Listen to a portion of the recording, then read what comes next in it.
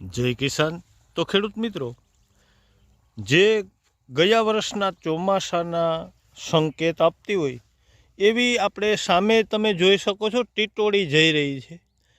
અને સૂર્યોદય પ્રાકૃતિક ફાર્મ ઉપર જુઓ, મગનું વાવેતર તમે જોઈ શકો છો। અને ખાસ હું બતાવવા માગીશ ટીટોળીના ચારિંડા જુઓ,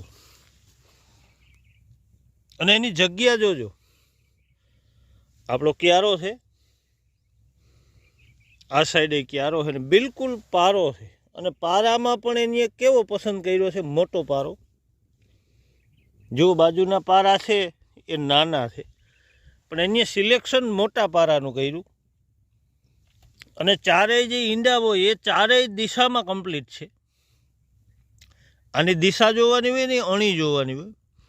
જેના ઉપર ટીટોળી જે છે તે એવું પક્ષી છે કે તે ચોમાસું કઈ રીતે આવશે, કેવા વરસાદ આવશે એના પ્રોટેક્શનમાં એ પ્રમાણે એના ઈંડા રાખતી હોય। અને અત્યારે આ સમયમાં તમે જુઓ, આ ઈંડાની દિશા ચારેય દિશામાં જે છે ને, એમાં એક વાયવ્યનું જે ઈંડું છે આડું પડ્યું છે, તમે જુઓ એની દિશા એની રાઈટ નથી રાખી। તો વાયવ્ય દિશા જોખમી છે એ સાબિત થાય છે।